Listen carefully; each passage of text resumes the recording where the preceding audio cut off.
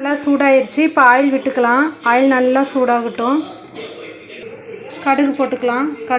கடுகு நல்லா பொரிஞ்சிருச்சு. வெங்காயம் போட்டுக்கலாம். 3 பெரிய வெங்காயம் பொடிசாக நறுக்கி நான் போட்டிருக்கிறேன். இது நல்லா வெங்காயம் வணங்குறதுக்கு தேவையான அளவு உப்பு போட்டுக்கலாம். வெங்காயத்துக்கு மட்டும் போட்டுக்குங்க. நல்லா வெங்காயத்தோட கலர் நல்லா சேஞ்ச் ஆகணும். அப்போ தான் டேஸ்ட் நல்லாயிருக்கும். நம்ம இன்றைக்கி என்ன செய்ய போகிறேன்னு சமைக்கவே நீங்கள் எல்லாம் கண்டுபிடிக்கணும்.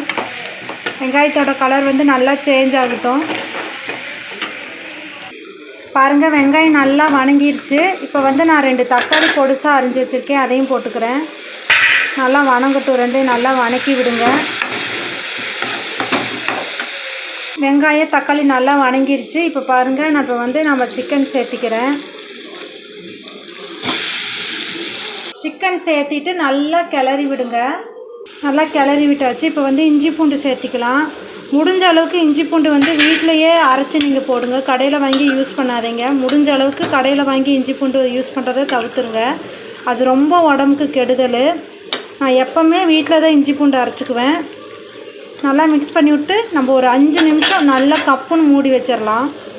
5 நிமிஷம் கழித்து ஓப்பன் பண்ணியாச்சு. கறி ஃபுல்லாக நல்லா பாதி வெந்துருச்சு. இப்போ நம்ம சிக்கன் மசாலா சேர்த்திக்கலாம். நான் டக்குன்னு எடுத்து சேர்த்திட்டேன். வீடியோ எடுக்கிறதுக்கு முன்னாடியே சேர்த்திட்டேன். இதை நல்லா நம்ம மிக்ஸ் பண்ணி விட்டு லைட்டாக மஞ்சத்தூள் போட்டுடலாம். எல்லா மசாலா ஐட்டமும் போட்டாச்சு. சிக்கன் மசாலா, கொஞ்சம் கரம் மசாலா போட்டேன், மஞ்சத்தூள் போட்டேன். நல்லா மிக்ஸ் பண்ணி வச்சாச்சு. இதுக்கு பார்த்திங்கன்னா நம்ம துளி கூட தண்ணி சேர்க்க போகிறதில்ல. அப்படியே சிம்மிலேயே வச்சு ஒரு 10 நிமிஷம் வேக வச்சு எடுக்க போகிறோம். மூடி வச்சிடலாம்.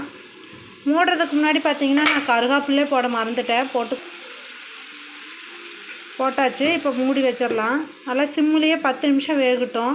ஓப்பன் பண்ணி பார்க்கலாம். பாருங்கள், நான் தண்ணியே ஊற்றலை. கிரேவி நல்லா வெந்து எண்ணெய் பிரிஞ்சு வந்துருச்சு. இப்போ நான் லைட்டாக மேலாப்பில் கொத்தமல்லி தழை போட்டுக்கிறேன். இதுக்கு இது மெயின் டிஷ்ஷே பார்த்திங்கன்னா ரசம்தான்.